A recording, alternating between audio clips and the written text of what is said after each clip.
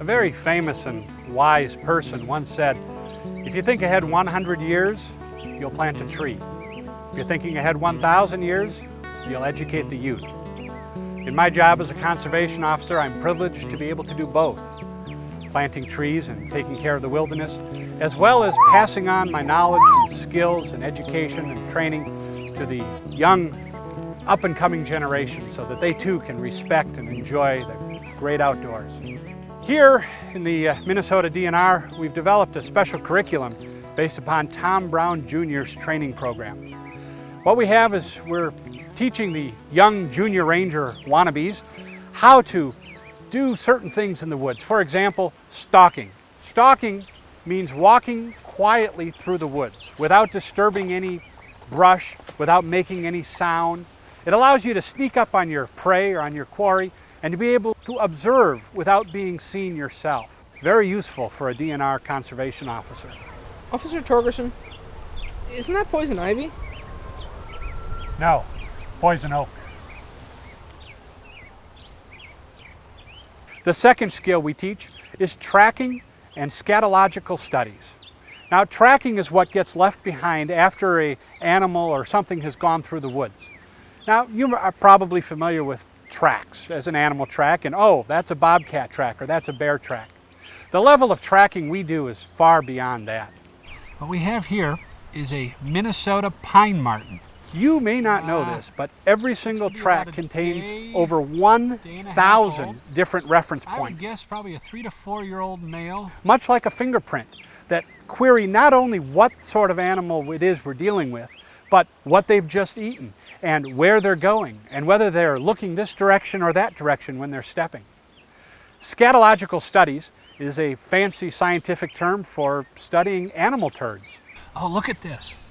You can see by the size of this one that he was very comfortable and relaxed. But look what happens here.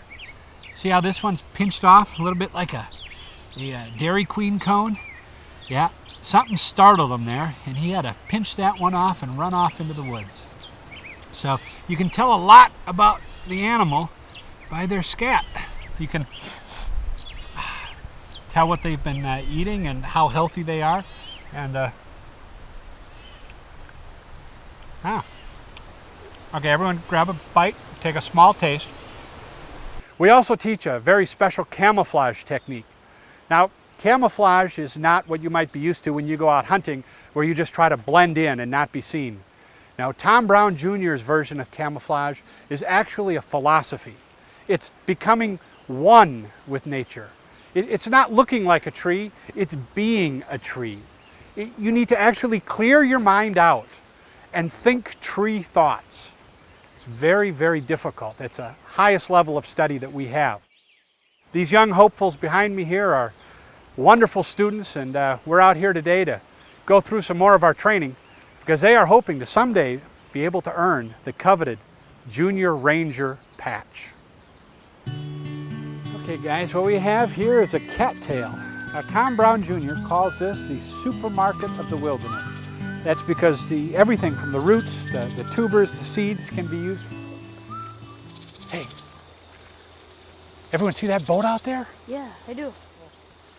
Use your cupped hand vision and tell me if you can see any more details. He's got a stringer in the water. You see that? Who knows when fishing season opens?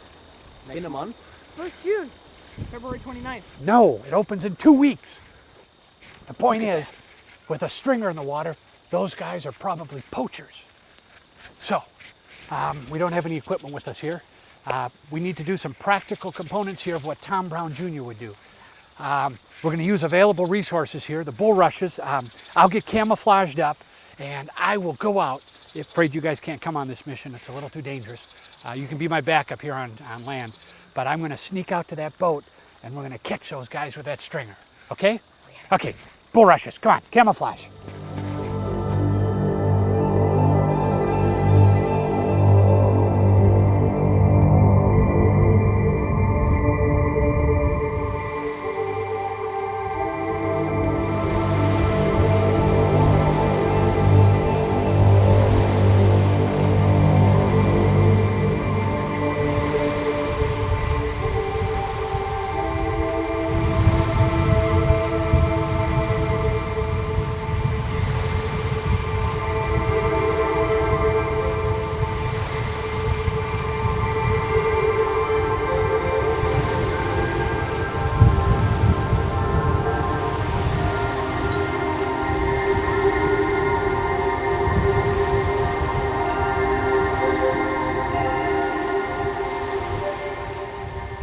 I consider this another fully successful mission.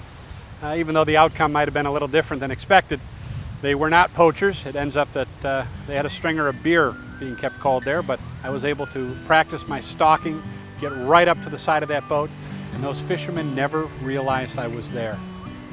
That's a good day. That's what it's all about. Tom Brown Jr., I think, would be proud of me.